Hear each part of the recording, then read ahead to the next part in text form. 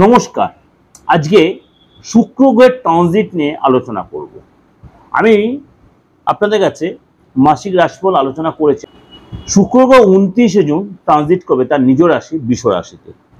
সুতরাং শুক্র গ্রহের ট্রানজিট কিন্তু প্রত্যেকটা রাশির ক্ষেত্রে কিন্তু তার যখনই বলি কোনো গ্রহ ট্রানজিট করবে, বক্রি হয়, মার্গী হয়, অস্ত যায়, উদয় হয়, সবকিছু কিন্তু 12 রাশির ক্ষেত্রে তার ইফেক্ট হয়। কিন্তু আজকে আমি আলোচনা একটু অন্যরকম করব। সেটা আপনাকে তার জন্য কিন্তু আপনার পুরো প্রোগ্রামটা আপনাকে শুনতে হবে।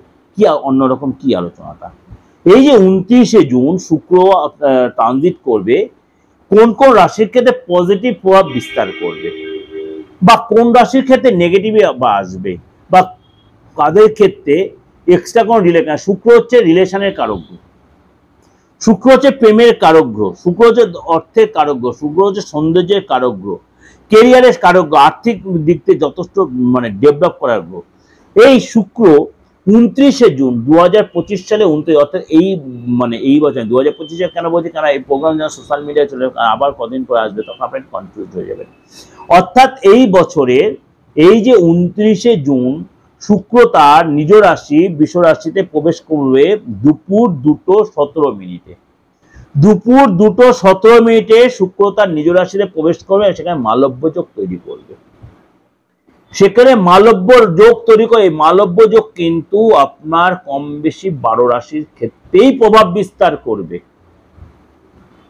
12 রাশির ক্ষেত্রেই প্রভাব বিস্তার করবে। প্রথম রাশি হচ্ছে মেষ রাশি।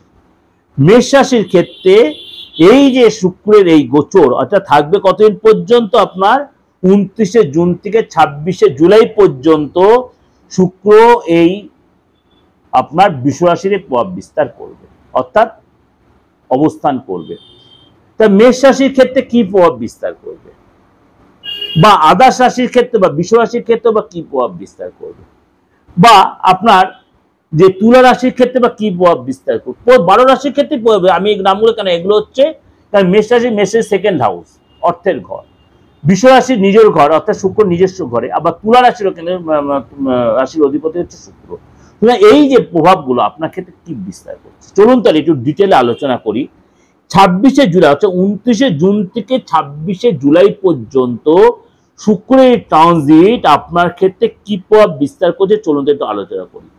এইটা কিন্তু এই যে মালব্য রাজযোগ তৈরি হচ্ছে, বিবাহিত জীবনে সুখ আসবে, সমৃদ্ধি আসবে, সৌন্দর্য, আর্ট, ফ্যাশন, বিলাসবহুল সমস্ত কিছু আপনি ডেভেলপ করতে পারবেন এবং আপনি কিন্তু এটা অত্যন্ত লাভজনক আপনার এই সময়। প্রথম রাশি হচ্ছে মেষ রাশি। মেষ রাশির ক্ষেত্রে এটি কিন্তু সেকেন্ড হাউসে এই ট্রানজিট, অর্থাৎ সেকেন্ড হাউসটা হচ্ছে আমাদের অর্থের ঘর, অর্থাৎ এটা ধনপ্রাপ্তি যোগ। এই সময় কিন্তু এই আগামী একটা মাস আপনার আর্থিক দিক দিয়ে যথেষ্ট আপনি ডেভেলপ করবেন। এই সময় কিন্তু আপনার কি বলবো, মনের ইচ্ছা পূরণ, আপনি অবিবাহিত হন এই সময় কিন্তু আপনার বিয়ে হয়ে যাওয়ার প্রবল সম্ভাবনা। এই সময় কিন্তু আপনার যদি আপনার মানসিক দিক দিয়ে আপনি স্থির রাখতে পারেন, সব দিক দিয়ে আপনি সাকসেস পাবেন, একাধিক লাভ হবে, প্রপার্টি থেকে লাভ হবে, আপনার কেনা বেচার মাধ্যমে লাভ হবে, আপনি কোনো কস্টিউম, জুয়েলারি এই ধরনের ব্যবসায় জড়িত নয়, সেখানে সাকসেস পাবেন, আটকে থাকা কাজ উদ্ধার হবে। এছাড়াও কিন্তু আপনার হঠাৎ কোনো প্রাপ্তি, সম্পত্তি লাভ, প্রচুর অর্থ আছে। আপনি কি বলবো, শুক্র যদি আপনার বাচ্চাদের হেভি স্ট্রং সিচুয়েশন থাকে, তাহলে অর্থের জায়গাটা কিন্তু আপনার পূরণ হয়, যে আপনার এতদিন যে ডিস্টার্ব চেয়েছে অর্থের জায়গাটা যথেষ্ট পূরণ হয়ে যাবে। আপনি যদি অবিবাহিত হন, এই সময় বিয়ে হয়ে যাওয়ার প্রবল সম্ভাবনা তৈরি হবে। এই সময় যদি আপনি প্রেম করে থাকেন, প্রেমটা যদি ডিস্টার্ব চলছে, প্রেমটা যথেষ্ট ভালো তৈরি হবে। বিবাহিত লাইফটা যথেষ্ট ভালো হবে, বিবাহিত লাইফটা যথেষ্ট ভালো, হাজব্যান্ড ওয়াইফের মধ্যে রিলেশন বন্ডিং যথেষ্ট ভালো হবে। দেখালো উভয়ের মধ্যে একটা আন্ডারস্ট্যান্ডিং ভালো হচ্ছে। আপনি এই সময় কিন্তু ঘুরতে যাওয়ার প্ল্যান করতে পারেন। এই সময় কিন্তু আপনি কোনো মলে গিয়ে আপনি দেখালো শপিং মলে কেনাকাটি করছেন, কোনো জুয়েলারি আইটেম, কস্টিউম কিনছেন, বা আপনার পার্টনারকে কিছু কিনে দিচ্ছেন, আপনার কিন্তু অর্থের ফলটা যথেষ্ট ভালো হবে। এবং এই সময় কিন্তু এক্সট্রা রিলেশন আপনি জড়াতে পারেন, আপনি যদি প্রেম না করে আপনি প্রেম আসতে পারে, অর্থাৎ এই সময় কিন্তু আপনার সব দিক দিয়ে সাকসেস হবে। এই সময় আপনি নতুন কোনো ইলেকট্রনিক আইটেম কিনতে পারেন, মোবাইলটা কিনলেন, কোনো ডিভাইস কিনলেন, দেখা গেলো আপনার অফিসিয়াল কোনো আইটেম, দেখা গেলো আপনার সফটওয়্যার, নতুন কোনো সফটওয়্যারটা আপডেট করলেন, বা কাজের জায়গায় আপনার বস আপনাকে যথেষ্ট, আপনার শুক্র যে বাচ্চার স্ট্রং সিচুয়েশন, বসের দ্বারা আপনি যথেষ্ট অনুপ্রাণিত হবে। আপনি কোথাও ঘুরতে গেলেন, মানে বেশ সৌন্দর্য মনোরম পরিবেশে অল্প শর্ট ট্যুরের টাইমের জন্য শর্ট ট্যুর আপনি করতেই পারেন। অর্থাৎ এই যে শুক্রের ট্রানজিট আপনার সেকেন্ড হাউসে মালব্যযোগ বা ধনপ্রাপ্তি যোগ করছে, আপনার কিন্তু অর্থলাভ হবে।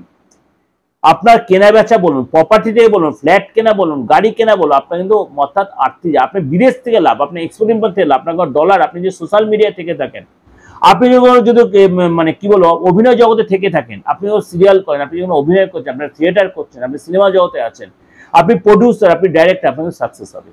অর্থাৎ এই যে আগামী একটা মাস, কম বেশি একটা মাস, 27 দিন 28 দিন, 29শে জুন থেকে 26শে জুলাই আপনার জন্য it's a miracle time for মেষ রাশি। সুতরাং আপনার জন্য সময়টা যথেষ্ট প্রেফারেবল, সুযোগটা অবশ্যই সেটা আপনার কাজে লাগান। এটা আপনাদের যথেষ্ট বললাম। একটাই কথা যে আপনার বাচ্চাটির শুক্রের সিজন ভালো থাকে, তাহলে কিন্তু আপনার সোনায় সঙ্গে আগামী একটা মাস।